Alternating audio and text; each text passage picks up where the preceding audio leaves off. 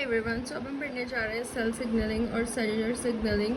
देखो इसमें सबसे पहले, क्योंकि दीज आर द शॉर्टर्स, हम जल्दी जल्दी रिवाइज करेंगे सब। लिगेंड जो होता है ये कोई एक सिग्नल मॉलिक्यूल है जो कि एक पर्टिकुलर रिस्पॉन्स देता है टारगेट सेल में, जैसे कोई हार्मोन, केमिकल, पेप्टाइड भी हो सकता है। ये हाइड्रोफिलिक, हाइड्रोफोबिक कुछ भी हो सकता है। लिगेंड बस यही है कि एक सिग्नल मॉलिक्यूल है जो टारगेट सेल पे जाएगा।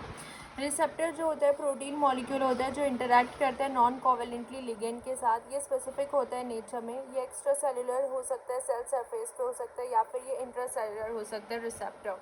एंड जब हम रिस्पॉन्स की बात करते हैं तो रिस्पॉन्स जो है वो जनरेट होता है, वो जीन एक्सप्रेशन हो सकता है, सिग्नलिंग कैस्केड जनरेट हो सकता है जब लिगेंड रिसेप्टर से मिलता है। सो ऑल मेटाबॉलिज्म एक्टिव हो जाते हैं and inactivation of cell change in cell cytoskeleton. Intra receptor जो है वो इंट्रासेलुलर, देखो अगर इंट्रासेलुलर होगा तो वो हाइड्रोफोबिक होगा क्योंकि क्रॉस कर जाएगा ना इजीली, और एक्स्ट्रा सेलुलर होगा तो हाइड्रोफिलिक होगा, क्योंकि हमें पता है कि सेल की जो मेम्ब्रेन होती है वो हाइड्रोफोबिक होती है, लिपिड की होती है, बाइलेयर। तो इसलिए जो रिसेप्टर होगा, जो इंट्रासेलुलर होगा, वो हाइड्रोफोबिक होगा। अब हम रिसेप्टर देखते हैं। कुछ जो सेल सरफेस रिसेप्टर होता है एंड कुछ हमारे पास इंट्रासेलुलर रिसेप्टर होता है। ठीक है, सो इनके बारे में देखते हैं। सबसे पहले हम देखो, ये हमारा जो है रिसेप्टर है विच इज़ लिगेंड जो है हमारा यहाँ पे हाइड्रोफिलिक लिगेंड है। ये हमारा रिसेप्टर जो है सेल सरफेस है, तो लिगेंड हाइड्रोफिलिक ही होगा, वो इस पे जाके बाइंड करेगा। तो सिग्नलिंग कैस्केड इसमें स्टार्ट हो जाती है जब सरफेस पे रिसेप्टर होता है ना, तो जो सिग्नलिंग कैस्केड बनती है उसमें सेकेंडरी मैसेंजर फॉर्म होता है, फॉस्फोरिलेज सिस्टम स्टार्ट हो जाता है। So large variety of receptors जो है इसमें इन्वॉल्व होते हैं, सेकेंडरी मैसेंजर इन्वॉल्व होता है, फॉस्फोरिलेज सिस्टम होता है that can generate signal in molecules. So GPCR, RTK, JAK STAT pathway, इन सब में यही होता है, सिग्नलिंग कैस्केड स्टार्ट होता है। लेकिन अगर रिसेप्टर जो है, ये देखो इंट्रासेलुलर रिसेप्टर है एंड ये पर्पल कलर का आप लिगेंड देख रहे हो, तो लिगेंड जो है हाइड्रोफोबिक होगा अगर वो इंट्रासेलुलर रिसेप्टर होगा तो उसको, क्योंकि क्रॉस करना पड़ेगा। सो रिसेप्टर जो लिगेंड है वो कॉम्प्लेक्स, रिसेप्टर लिगेंड कॉम्प्लेक्स बनता है कि इसमें डायरेक्टली जो डीएनए के साथ इंटरेक्ट करता है न्यूक्लियस के अंदर, एज ए ट्रांसक्रिप्शन फैक्टर काम करता है दोनों का कॉम्प्लेक्स। एंड इसमें कोई सेकेंडरी मैसेंजर नहीं बनता है, ना कोई रिले सिस्टम होता है इसमें। ठीक है, जिस केस में इंट्रासेलुलर रिसेप्टर होता है। तो अब हम आ जाते हैं टाइप ऑफ सिग्नलिंग। देखो डिफरेंट टाइप के सिग्नलिंग होती है हमारे पास। कुछ हमारे पास एंडो सिग्नलिंग होती है, कुछ हमारे पास पैरा सिग्नलिंग होती है, कुछ ऑटो सिग्नलिंग होती है एंड जक्स्टा सिग्नलिंग होती है। एंडोक्राइन सिग्नलिंग होती है जिसमें जो डक्टलेस ग्लैंड होती है वो हार्मोन रिलीज करती है डायरेक्टली ब्लड में। सो एंडोक्राइन जो है वो डायरेक्टली ब्लड में होंगी, क्योंकि डक्टलेस ग्लैंड होती है, ब्लड में हार्मोन रिलीज करेंगी एंड वो टारगेट सेल तक जाता है। टारगेट सेल दूर लोकेटेड होती है, डिस्टेंटली लोकेटेड। सो यहाँ पे एक चांस हो सकता है कि मान लो कि सारे हार्मोन्स जो है वो टारगेट सेल तक ना पहुँचे, बट टारगेट सेल के पास जो रिसेप्टर होते हैं वो बहुत हाई एफिनिटी के रिसेप्टर होते हैं जो कि एक रिस्पॉन्स जनरेट कर देते हैं। अगर सिग्नल मॉलिक्यूल लेस क्वांटिटी में भी होंगे ना, तो ये रिसेप्टर इतना हाई एफिनिटी का होता है, वो इसको अट्रैक्ट कर लेते हैं। तो सिग्नलिंग जो है वो डिस्टेंट दूर दूर सेल्स प्रेजेंट होते हैं तब भी सिग्नलिंग हो जाती है। हाई एफिनिटी का रिसेप्टर होना चाहिए, ठीक है, that need very little amount of substrate जिसको चाहिए। लिगेंड जो है वो ट्रैवल करता है at a very fast rate, ठीक है, यहाँ पे। एंड मोस्टली ये हार्मोन सिग्नलिंग में हमें देखने को मिलता है, एंडोक्राइन सिग्नलिंग। सो यहाँ पे हम टाइप्स ऑफ सिग्नलिंग देख रहे हैं, ठीक है। अब हमारी आ जाती है पैराक्राइन सिग्नलिंग। पैराक्राइन सिग्नलिंग जो होती है, जो सिग्नलिंग हो रही है बिटवीन एडजेसेंट और नेबरिंग सेल के बीच में, यानी कि जो आसपास सेल होती है, ये जैसे हमारे जो न्यूरॉन्स होते हैं ना ब्रेन में, वहाँ पे देखने को मिलती है। उसमें एफिनिटी, हाई एफिनिटी रिसेप्टर होने की ज़रूरत नहीं है, क्योंकि पास पास ही सेल होती है। जैसे कि एक्शन पोटेंशियल का ट्रांसमिशन होता है, एक सेल से एक्शन पोटेंशियल जनरेट होता है, न्यूरो ट्रांसमीटर रिलीज होता है, फिर दूसरी सेल में जो है एक्शन पोटेंशियल जनरेट होता है, इस तरीके से होता है। डीपोलराइजेशन हो जाता है, जैसे ये एसिटाइल कोलिन जो है रिलीज हुआ अपने निकोटिनिक रिसेप्टर से बाइंड हुए, तो इस तरीके के सिग्नलिंग को हम क्या बोलते हैं, पैराक्राइन सिग्नलिंग बोलते हैं, ठीक है। और ये एक जगह और देखने को मिलते हैं, जैसे जो हमारी एंडोथेलियल सेल होती है ना एक ब्लड की, ब्लड वेसल्स में होती है एंडोथेलियल सेल, जहाँ पे हमारा नाइट्रिक ऑक्साइड जो है वो फॉर्म होता है एंड वो ट्रैवल करता है कहाँ पे, स्मूथ मसल सेल्स में। एंड वहाँ पे जो है ब्लड वेसल्स हमारी, उनका डायमीटर जो है वो इंक्रीज हो जाता है। सो यहाँ से नाइट्रिक ऑक्साइड गैस की सिग्नलिंग होती है एंड स्मूथ मसल सेल में जाएगा एंड इससे जो हमारे ब्लड वेसल्स का डायमीटर इंक्रीज हो जाता है, डायलेशन कॉज कराता है स्मूथ मसल में। तो इस तरीके की जो सिग्नलिंग हो रही है पास पास सेल्स में, इस तरीके की सिग्नलिंग को हम बोलते हैं दैट इज पैराक्राइन सिग्नलिंग, ठीक है। अब एक हमारे पास होती है ऑटोक्राइन सिग्नलिंग। ऑटोक्राइन सिग्नलिंग होती है जिसमें लिगेंड और रिसेप्टर एक ही सेल पे होता है, यानी कि रिसेप्टर भी यही है, लिगेंड भी यही सेल निकाल रही है। ये हमें टी सेल में देखने को मिलते हैं। इम्यूनोलॉजी में जो टी सेल होती है हमारे इम्यून सिस्टम में, वो IL-2 रिलीज़ करती है लिगेंड, जो उसी पे IL-2 रिसेप्टर से बाइंड करते हैं उसी सेल पे। सो ये होते हैं autocrine signalling. During activation T cell synthesize ये सिक्रेट करेंगे एंड इनके रिसेप्टर यही होता है। ये हो गई ऑटोक्राइन सिग्नलिंग, एक ही सेल इसमें इन्वॉल्व होती है। दूसरी हमारी होती है जक्स्टाक्राइन सिग्नलिंग। जक्स्टाक्राइन सिग्नलिंग जो होती है ना, इसमें cell to cell communication attachment होता है। एक या तो सेल आपस में कम्युनिकेट करते हैं एक्स्ट्रा सेलुलर मैट्रिक्स, या सेल जो है वो एक्स्ट्रा सेलुलर मैट्रिक्स के साथ अटैचमेंट करता है।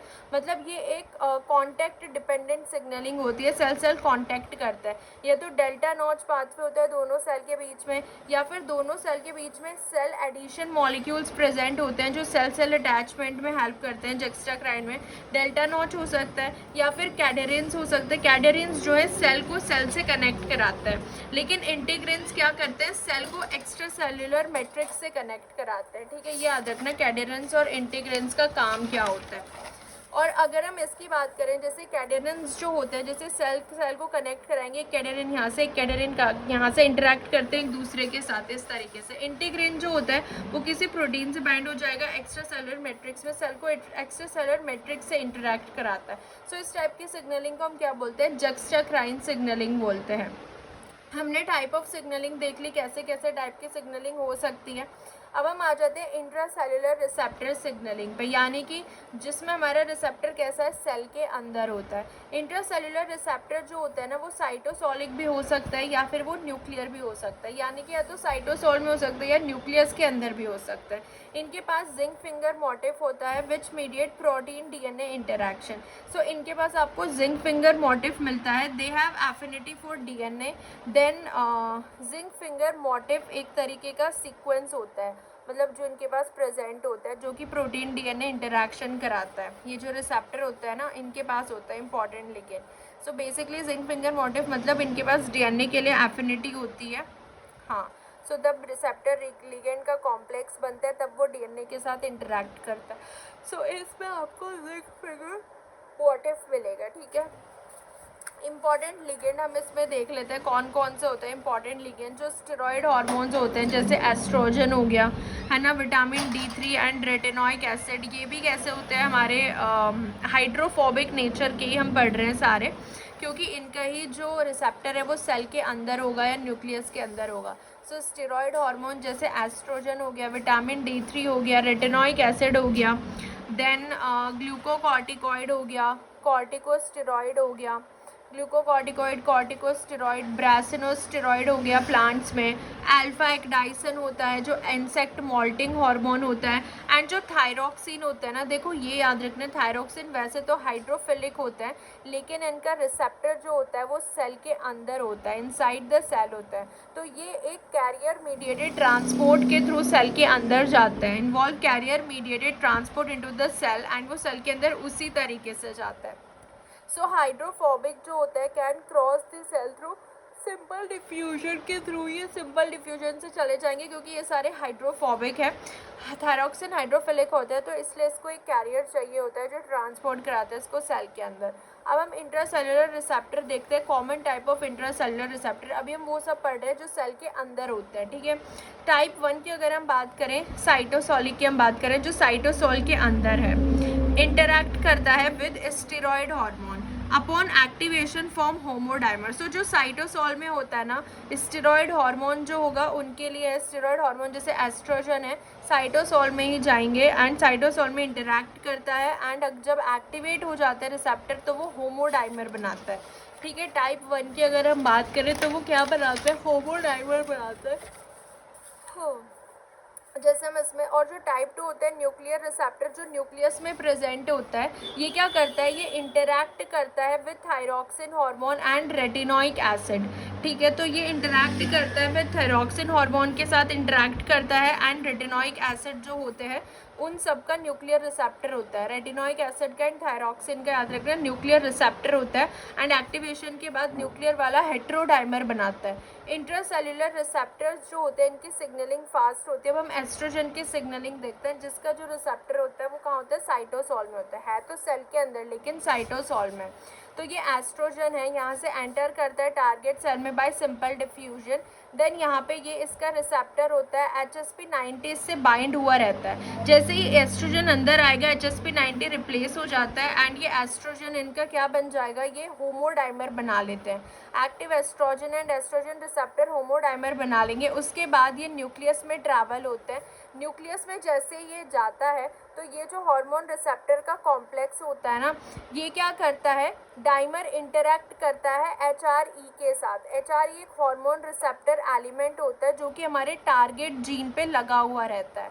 सो टारगेट जीन पे हमारा HRE होता है, तो ये दोनों कॉम्प्लेक्स जाके हार्मोन रिसेप्टर कॉम्प्लेक्स HRE से इंटरैक्ट करता है। ये हमारे प्राइमरी जीन पे लगा हुआ रहता है हार्मोन रिसेप्टर एलिमेंट। उसके बाद हैट आता है। सो HRE से बाइंड कर गया कौन, ये रिसेप्टर कॉम्प्लेक्स, फिर हैट आ गया। अब जो हैट करता है ना, हैट इंड्यूस कराता है जीन एक्सप्रेशन। हैट ये होता है हिस्टोन एसिटाइलेशन होना स्टार्ट हो जाता है। हिस्टोन एसिटाइल ट्रांसफरेज आता है और हिस्टोन का जैसे एसिटाइलेशन होता है तो जीन एक्सप्रेशन होना स्टार्ट हो जाएगा। मॉडिफिकेशन हो गया ना क्रोमैटिन में, तो फिर mRNA बनता है DNA से एंड फिर प्रोटीन, mRNA जो है बाहर जाता है, फिर उसका ट्रांसलेशन होता है, प्रोटीन बनाता है एंड फिर ये प्रोटीन जो है ये इंड्यूस करता है सेकेंडरी रिस्पॉन्सिव जीन को। फिर ये एज अ ट्रांसक्रिप्शन फैक्टर जो है काम करेगा एंड दूसरे सेकेंडरी रिस्पॉन्सिव जीन्स जो है वो एक्टिव करेगा। सो इस टाइप की सिग्नलिंग होती है, किसकी, एस्ट्रोजन की सिग्नलिंग होती है। ठीक है, इसको हम एक बार रीड कर लेते हैं। जैसे ER oestrogen receptor in the absence of oestrogen associated with HSP90 protect ER from degradation as oestrogen enter it displace HSP90 oestrogen and ER homodimer form. This ER has NLS, that is nuclear localization signal, and it will enter into the nucleus through nuclear pore complex. These receptors have zinc finger motif. This dimer scan all the gene and bind with hormone specific element HSC element found in the promoter and made of ACTG का बना हुआ होता है। एक nucleotide sequence होती है ये hormone specific element. ठीक है, प्रोमोटर में मिलता है। ये डाइमर इसी को रिकॉग्नाइज करता है। देन ये रिक्रूट करता है hat histone acetyl transferase which is a को एक्टिवेटर। क्रोमैटिन ओपन अप हो जाएगा। Hat will help in inducing gene expression. ये क्रोमैटिन अनवाइंडिंग करा देता है। देन हमारा mRNA बनता है। mRNA जो है देन ये प्रोटीन बनाता है साइटोसोल में and these protein show their effect और induce expression of secondary response gene. These genes are not express directly by the receptor, मतलब रिसेप्टर डायरेक्टली इनको नहीं बना रहा है, लेकिन रिसेप्टर जो प्राइमरी रिस्पॉन्सिव जीन बना रहा है ना उससे जो प्रोटीन बन रहा है फिर वो सेकेंडरी रिस्पॉन्स जीन बना रहा है, इसलिए इनको हम सेकेंडरी रिस्पॉन्सिव जीन बोलते हैं। ठीक है, तो ये हमने रीड भी कर लिया जो हमने पढ़ा था। अब हम देखते हैं थायरोक्सिन की सिग्नलिंग। देखो ये तो थी एस्ट्रोजन की सिग्नलिंग भाई, जिसका जो है साइटोसोल में रिसेप्टर होता है एंड वो होमोडाइमर बनाता है। थायरोक्सिन का थोड़ा अलग था क्योंकि ये हाइड्रोफिलिक होता है।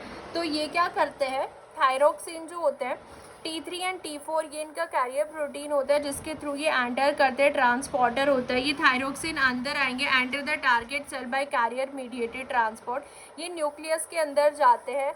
न्यूक्लियस के अंदर जो होता है यहाँ पे इसका थायरोक्सिन का रिसेप्टर होता है एंड ये एक हेट्रोडाइमर बना लेता है। थायरोक्सिन का रिसेप्टर जो है एंड ये इसके साथ बाइंड होता है को रिप्रेसर के साथ। ये थायरोक्सिन का रिसेप्टर होता है, हेट्रोडाइमर होता है ये। ठीक है, एंड ये को रिप्रेसर इसके साथ बाइंड होता है HDAC और ये इसका HRE होता है hormone response element primary gene. So जैसे ही ये अंदर आएगा न्यूक्लियस के, सो HDAC रिमूव हो जाता है एंड यहाँ पे जो है थायरोक्सिन और रिसेप्टर का कॉम्प्लेक्स बनता है पहले, तो उसके बाद वो HRE पे बाइंड करता है। देन हैट आता है, सेम वही को एक्टिवेटर एंड जीन एक्सप्रेशन हो जाता है। HDAC होता है हिस्टोन, अभी डीएसिटाइलेज होता है, हिस्टोन को डीएसिटाइलेज किया हुआ है ना, और वो क्रोमैटिन कॉम्पैक्टनेस कॉज कर देता है। हिस्टोन एसिटाइलेशन होती है वो एक्टिव हो जाता है। तो इस तरीके से प्राइमरी जीन एक्टिव हो जाते हैं। थायरोक्सिन जो है वो BMR भी रेगुलेट करता है, protein, fat and carbohydrate metabolism, indirectly blood pressure भी मेंटेन करता है. So it make our body epinephrine sensitive भी बना देता है हमारी बॉडी को थायरॉक्सिन. बीएमआर भी बेसल मेटाबॉलिक रेट जो होता है वो कंट्रोल करता है थायरॉक्सिन. तो ये होती है हमारी थायरॉक्सिन की सिग्नलिंग. इसमें बस ये HDAC लगा हुआ होता है, डीएसिटाइलेज वाला, फिर ये रिमूव होता है. इसमें हेट्रोडाइमर बनता है, ठीक है, याद रखना, उसमें होमोडाइमर बनता है. एंड इन रिसेप्टर में जिंक फिंगर मोटिव होता ही होता है. So in an unstimulated cell thyroxine receptor जो होते हैं they are bound to a corepressor HDAC. ये को रिप्रेसर होता है on HRE of primary. Binding of thyroxine से क्या होगा, डिस्प्लेसमेंट हो जाएगा HDAC एंड रिक्रूट अ को एक्टिवेटर. हैट आता है, जीन एक्सप्रेशन करा देता है. हाँ, ये बेसल मेटाबॉलिक रेट रेगुलेट करता है. जो साइटोसोलिक और न्यूक्लियर रिसेप्टर होते हैं ना, दोनों इनके पास दो डोमेन होते हैं. ये जो रिसेप्टर होते हैं एक डोमेन 1 होता है एंड एक डोमेन 2 होता है. सो डोमेन 1 जो होता है ना, इसके पास एक N terminal end ligand binding site होती है, ठीक है. डोमेन 1 के पास N terminal end ligand binding site होती है. एंड जो डोमेन 2 होता है, जो सी टर्मिनल वाला होता है, वो डीएनए बाइंडिंग साइट होती है. सो याद रखना, N terminal ligand binding site होगी एंड एक सी टर्मिनल होगा डीएनए बाइंडिंग साइट. जो साइटोसोलिक और न्यूक्लियर रिसेप्टर की हमने बात करी, इनके पास दो डोमेन होते हैं, यानी कि एक डीएनए से भी बाइंड करेगा और एक लिगेंड से भी बाइंड करेगा. So C terminal DNA binding site होती है. Following okay, this is some question. अब हम देखते हैं सेल सरफेस रिसेप्टर. सो अब हमने थायरॉक्सिन का देख लिया एज वेल एज हमने एस्ट्रोजन की सिग्नलिंग देख ली जो इंट्रासेल्युलर रिसेप्टर होता है. अब हम देखते हैं सेल सरफेस रिसेप्टर कौन कौन से होते हैं. एक तो GPCR आता है. अब हम सेल सरफेस दिमाग में होना चाहिए कि अब जो रिसेप्टर है वो सेल के सरफेस पे होंगे. जी प्रोटीन कपल्ड रिसेप्टर आ जाता है. लार्जेस्ट फैमिली होती है प्लाज्मा मेम्ब्रेन रिसेप्टर की. इसके अंदर 7 ट्रांस मेम्ब्रेन हेलिकल सेगमेंट होते हैं. इसको हम सर्पेंटाइन रिसेप्टर भी बोलते हैं, ठीक है. ये इन्वॉल्व होता है स्मेल, टेस्ट, विजन, मेटाबॉलिज्म, हर जगह ये आपको मिलेगा भाई GPCR.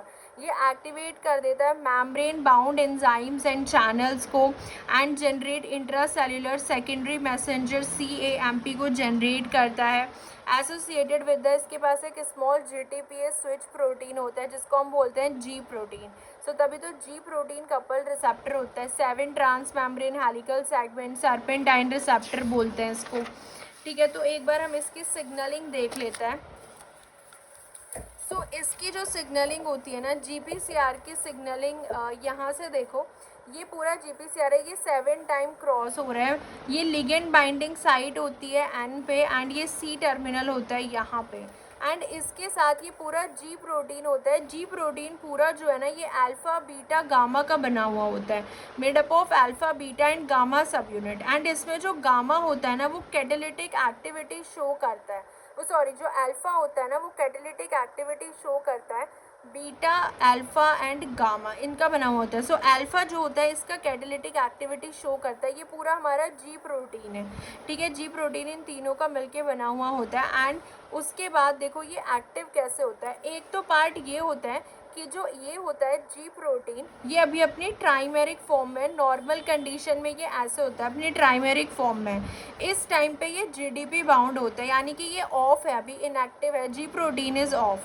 जैसे ही GF आएगा, एक एक्सचेंज फैक्टर होता है, guanine nucleotide exchange factor. GF इसको GDP से GTP में कन्वर्ट कर देता है, यानी कि मोनोमेरिक फॉर्म में हो जाता है. अल्फ़ा अलग हो जाता है, बीटा गामा अलग हो जाता है, ठीक है. तो ये मोनोमेरिक फॉर्म में आ जाता है जब लिगेंड इस पे बाइंड करता है. सो G प्रोटीन अब एक्टिव हो गया. देखो अल्फ़ा के साथ GTP अटैच्ड हो गया है. अब ये GTP बाउंड है, अल्फ़ा डिसोसिएट हो गया एंड ये ऑन है G प्रोटीन. लेकिन ये जो G प्रोटीन है ना, ये वापस से जब इनएक्टिव फॉर्म में जाता है, उसमें कौन हेल्प करता है, गैप हेल्प करता है, ठीक है. GTPase एक्टिवेटिंग प्रोटीन होता है ये गैप. ये इसको वापस से GTP को GDP में कन्वर्ट कर देता है. एंड इसमें ये याद रखना है कि जब एक्टिव होता है तो GTP बाउंड होता है एंड GEF कन्वर्ट करा रहा है GTP में, ठीक है.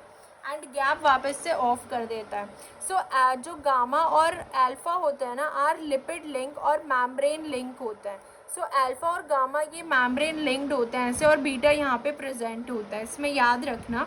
और ये भी याद रखना है इसमें कि एज जो लिगेंड बाइंड करेगा, इसका कन्फर्मेशन चेंज होता है. G प्रोटीन अपने ट्राइमेरिक से मोनोमेरिक फॉर्म में आता है एंड GF रिमूव हो जाता है.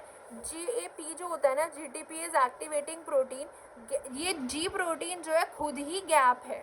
गैप जो है ये GTPase एक्टिवेटिंग प्रोटीन है। G प्रोटीन GTPase जो होता है वो G प्रोटीन खुद ही है। GTP जो है वो ही फॉस्फोराइलेट हो जाता है, GTP को फॉस्फोराइलेट कर देता है GDP में।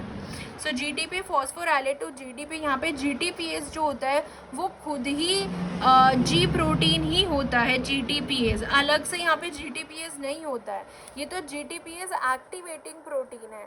GTPase ऑलरेडी G प्रोटीन ही होता है। GTPase activating protein G protein को ही एक्टिव करता है, ठीक है, इसको मतलब GTP में कन्वर्ट करा देता है, बट GTPase यहाँ पे G प्रोटीन ही होता है। तो ये हमने देख लिया, इसको एक बार हम रीड करते हैं।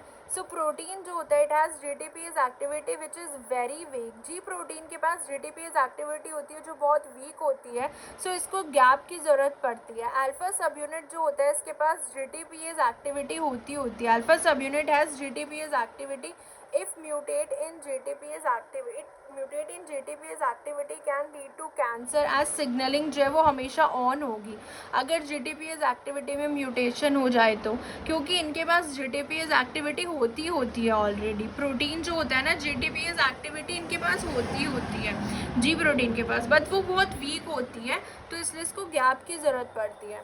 So binding of ligand induce conformational change in the receptor, which in turn induce conformational change in G protein. Trimeric form is converted into monomeric form.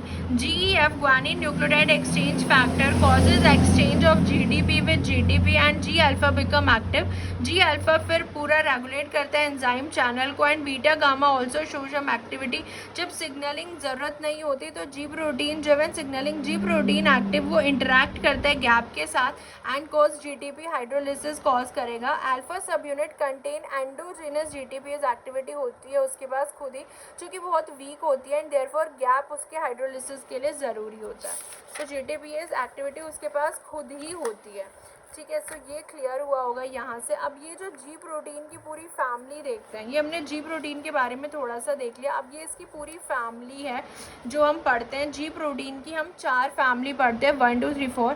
पहला होता है G stimulatory and G olfactory जो होते हैं सब unit, इसमें alpha आ रही है, ये एक्टिवेट करते हैं एडेनाइलिन साइक्लेज वाली सिग्नलिंग जिसमें आ रही है। देखो जी स्टिमुलेटरी एंड ऑल्फैक्टरी में दोनों में एडेनाइलिन साइक्लेज वाली सिग्नलिंग आती है और कैल्शियम चैनल एक्टिव हो जाते हैं, दोनों में एडेनाइलिन साइक्लेज आ रहा है। फिर सेकेंड फैमिली होती है जिसमें हमारा G इनहिबिटरी आ जाता है।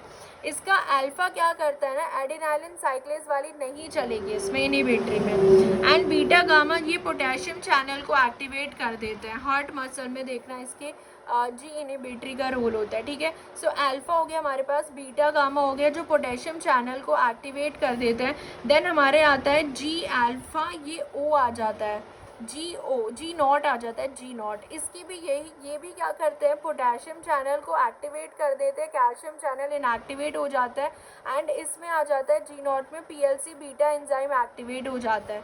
सो बीटा गामा और अल्फा क्या करते हैं, PLC बीटा एंजाइम एक्टिवेट हो जाएगा। इनहिबिटरी में एडेनाइलिन साइक्लेज नहीं चलेगा, इसमें PLC बीटा एंजाइम वाली एक्टिवेट हो जाती है। G ट्रांसड्यूसन जो होता है ये एक्टिवेट करता है CGMP PDE फॉस्फोडाईस्टरेज जो होता है इन रॉड सेल, वो एक्टिवेट हो जाता है। ये हम आइज़ में पढ़ेंगे कि कैसे ये रोल प्ले करता है।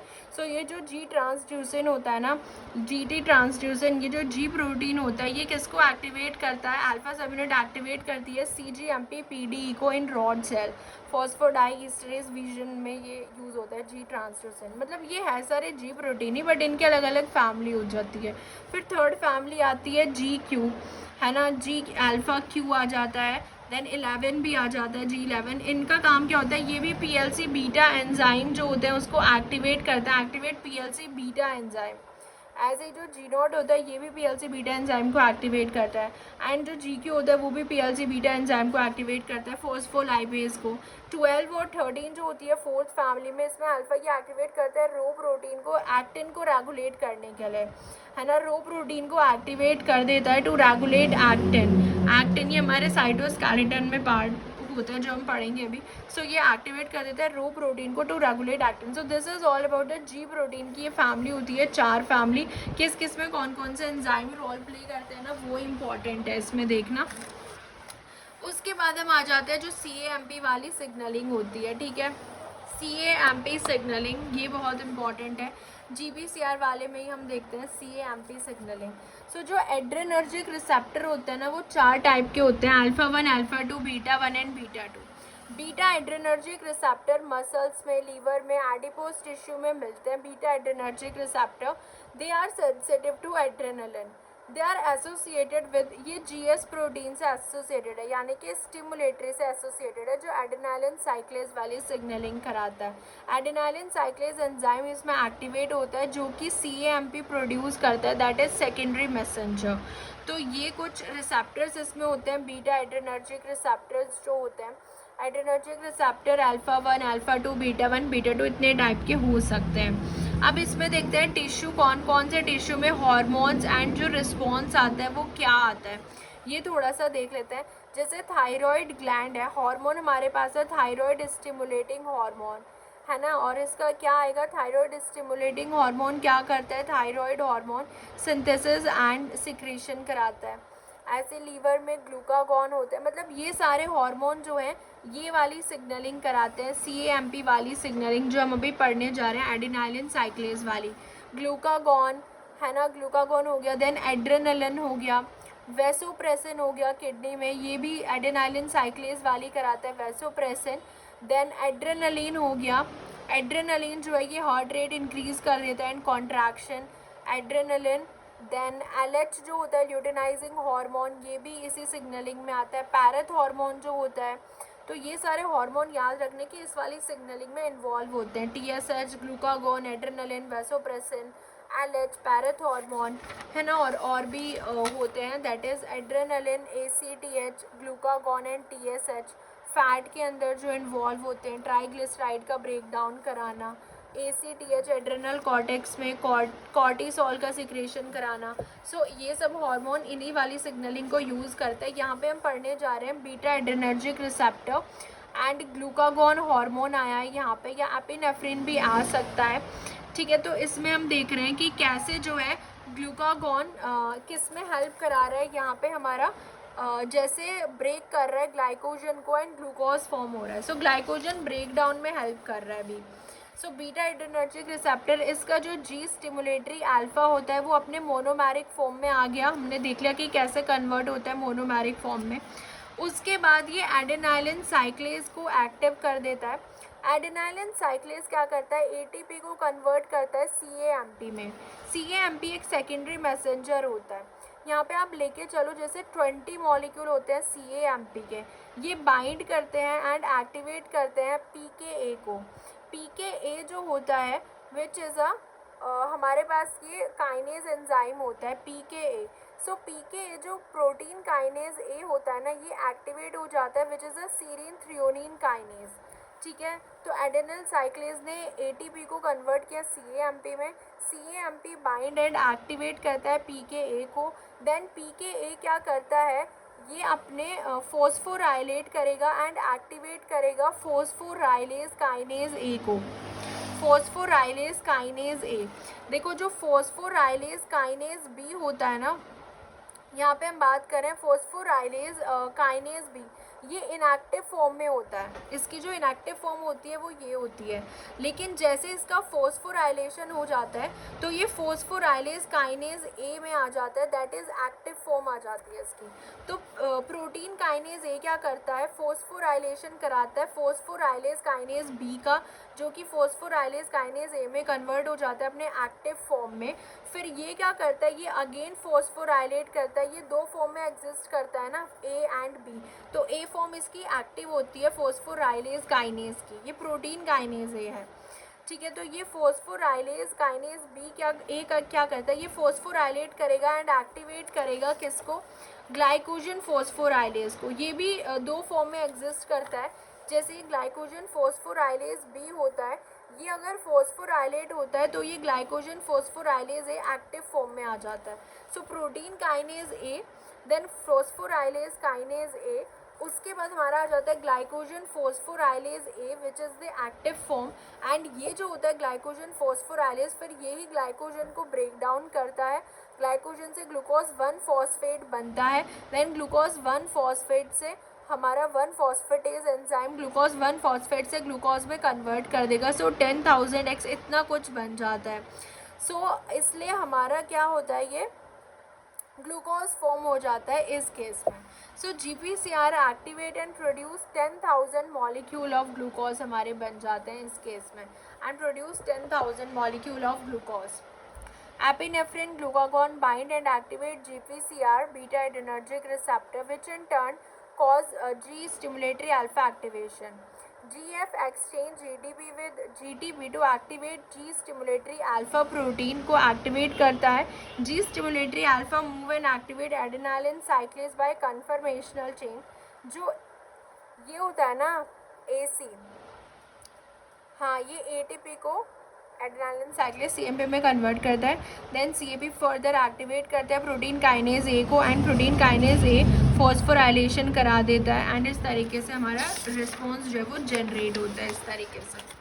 ठीक है, सो प्रोटीन काइनेज एक्टिवेट करता है फॉस्फोराइलेज काइनेज को, which in turn phosphorylate and activate glycogen phosphorylase. फिर ग्लाइकोजन फॉस्फोराइलेज ग्लाइकोजन को ब्रेक डाउन करेगा, ग्लूकोज 1 फॉस्फेट के मोनोमर में वो ग्लूकोज में कन्वर्ट हो जाएंगे, एंड ग्लूकोज ब्लड के थ्रू बाहर चला जाएगा। देखो ये प्रोटीन ए एक्टिवेशन कैसे होता है, प्रोटीन काइनेज ए एक्टिवेशन। ये जो CAMP होता है ना, ये जो प्रोटीन काइनेज ए होता है, इसके पास 2 आइडेंटिकल रेगुलेटरी सब यूनिट होती है। ये 2 कैटालिटिक सब यूनिट है, 2 रेगुलेटरी सब यूनिट होती है, एंड 2 कैटालिटिक सब यूनिट होती हैं। रेगुलेटरी यूनिट जो है वो नेगेटिवली कंट्रोल्ड यूनिट होती हैं। ठीक है, मतलब वो नेगेटिवली कंट्रोल करते हैं। जैसे ही CAMP बाइंड करता है ना, जैसे ही CAMP बाइंड करता है रेगुलेटरी यूनिट से, तो कैटालिटिक यूनिट इनसे अलग हो जाती है, फ्री हो जाती है, और वो एक्टिव हो जाते हैं as a free. So active PKA तभी तो वो फॉस्फोराइलेशन कॉज करता है। तो इनके पास 2 सब यूनिट होती हैं, ये भी याद रखना कि रेगुलेटरी सब यूनिट नेगेटिवली कंट्रोल करती हैं। ठीक है, उसके बाद क्या होता है ना, जो हमारा ये होता है प्रोटीन काइनेज A, हाँ उसके बाद ये जो यूनिट होती है ना कैटालिटिक यूनिट, ये न्यूक्लियस में भी एंटर कर जाती है। एक्टिव प्रोटीन काइनेज है न्यूक्लियस में भी एंटर कर जाती है, एंड कुछ इसका साइटोसॉल में भी काम होता है। न्यूक्लियस में अगर ये एंटर करेगी, वहाँ पे जाके ये फॉस्फोराइलेट कर देती है CREB को, which is a CAMP response element binding protein. So CAMP response element binding protein को फॉस्फोराइलेट करेगी, जो इससे बाइंड करता है CAMP रिस्पॉन्स एलिमेंट से, एंड वो जीन एक्सप्रेशन बढ़ा देते हैं प्राइमरी जीन का, CAMP का लेवल बढ़ जाता है एक तरीके से। एंड साइटोसॉल में तो ये ग्लाइकोजन का ब्रेकडाउन कराता ही है प्रोटीन काइनेज A। तो फॉलोइंग ये कुछ म्यूटेंट है। अब देखो जैसे इसमें आपको बताना है, सपोज करो हमारे पास जो CAMP है वो प्रेजेंट है, CAMP हमारे पास है, म्यूटेंट हमारे पास है कैटालिटिक साइट म्यूटेटेड है। एक्सप्रेशन आएगा ही नहीं जब कैटालिटिक साइट ही म्यूटेटेड है। अगर CAMP है हमारे पास, म्यूटेंट क्या है हमारे पास, जो रेगुलेटरी साइट है वो म्यूटेटेड है, तो यस हाँ वो रहेगा, एक्सप्रेशन होगा। CAMP है, एंड जो म्यूटेंट है, जो CAMP बाइंडिंग साइट है वो ही म्यूटेटेड है। तो CAMP अगर बाइंड नहीं करेगा तो वो कैटालिटिक यूनिट अलग ही नहीं होंगी, तो नहीं आएगा एक्सप्रेशन। और इसमें अगर म्यूटेंट है, रेगुलेटरी म्यूटेंट है, तो वो तो ऑलरेडी फ्री होगा ना तो इसमें आएगा एक्सप्रेशन। ठीक है, तो इस तरीके से आपको याद रखना, जैसे CAMP अगर नहीं है और म्यूटेटेड है हमारे पास CAMP बाइंडिंग साइट, इस केस में भी नहीं आएगा। Smallest signal molecule glucagon response में GTP होता है, जो कि हमें G प्रोटीन एक्टिव करने में यूज़ होता है। Beta adrenergic receptor G protein adenylyl cyclase, लेकिन जो GTP हम यूज़ करते हैं, G प्रोटीन जब एक्टिव होता है GDP से GTP, तो वो सबसे स्मॉलेस्ट होता है। बार सिग्नलिंग बेस्ट एग्जांपल है, बीटा एड्रेनर्जिक रिसेप्टर सिग्नलिंग जो बेस्ट एग्जांपल है जो हम पढ़ते हैं, where 1 molecule of hormone produce 10,000 glucose molecule. इसको हम फ्री डिफ्यूजिबल सिस्टम भी बोलते हैं। अब इसको टर्मिनेट कैसे करें, अब हमने देखा कि सिग्नलिंग चल तो गई है, टर्मिनेशन कैसे हुआ अब सिग्नलिंग का वो हम देखते हैं। अब इसमें क्या होता है, डिसेंसिटाइजेशन हो जाता है रिसेप्टर का। जैसे कि हमारे पास हार्मोन है, बीटा एड्रेनर्जिक रिसेप्टर है, ये हार्मोन बाइंड करा। अब इसमें क्या होगा ना, जो हमारे पास बीटा अल्फा होते हैं ये रिक्रूट करते हैं BARK, यानी कि बीटा एड्रेनर्जिक रिसेप्टर काइनेज को रिक्रूट करते हैं टू मैम्ब्रेन। मैम्ब्रेन पे आता है BARK, ये फॉस्फोराइलेट कर देता है सीरीन रेसिड्यू को, यानी कि जो बीटा एड्रेनर्जिक रिसेप्टर है ना, उसके सी टर्मिनल पे सीरीन रेसिड्यू को फॉस्फोराइलेट कर देता है BARK, और BARK को कौन लेके आया, जो बीटा गामा होता है G सब यूनिट का। तो जैसे ये फॉस्फोराइलेट होता है सीरीन और थ्रियोनिन, सो बीटा गामा सब यूनिट BARK होता है basically beta adrenergic receptor kinase होता है, बीटा एड्रेनर्जिक रिसेप्टर काइनेज। तो ये इसको क्या कर देता है, फॉस्फोराइलेट कर देता है। जैसे कि फॉस्फोराइलेट करेगा ना, तो यहाँ पे बीटा एरेस्टिन आ जाता है और वो फॉस्फोराइलेटेड BAR से बाइंड कर जाता है। बीटा एरेस्टिन के पास एफिनिटी होती है for phosphorylated beta adrenergic receptor. जैसे कि आगे बाइंड करेगा, रिसेप्टर और एरेस्टिन का कॉम्प्लेक्स बन जाता है जो कि एंडोसाइटोज हो जाता है। उसके बाद एंडोसाइटिक एक वेसिकल बन जाएगी, वो ऐसे अंदर चला जाएगा वेसिकल बनते ही।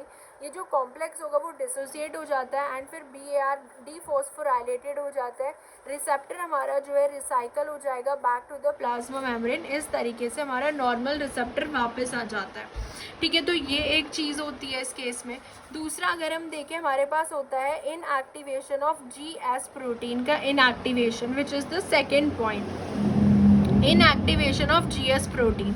सो अगर हम गैप देखें, पहला तो यही है कि उसको फॉस्फोराइलेट कर दो, एरेस्टिन का कॉम्प्लेक्स बना दो, एंडोसाइटोज हो जाएगा, रिसेप्टर रिसाइकल हो जाएगा। दूसरा होता है अगर GS प्रोटीन है उसका इनएक्टिवेशन कर दो, गैप ला दो, प्रोमोट GTP हाइड्रोलिसिस, सो G प्रोटीन GTP बाउंड हो जाएगा एंड इनएक्टिव हो जाएगा। ठीक है, दूसरा तो सिंपल है। थर्ड हो सकता है या फिर हम CAMP को, एक्टिविटी जो है CAMP की होती है विच इज़ अ फॉस्फोडाइईस्टरेज। ये जो एंजाइम होता है ना, ये CAMP को 5' AMP में कन्वर्ट कर देता है। सो 5' AMP तो प्रोटीन काइनेज को एक्टिवेट नहीं कर सकता।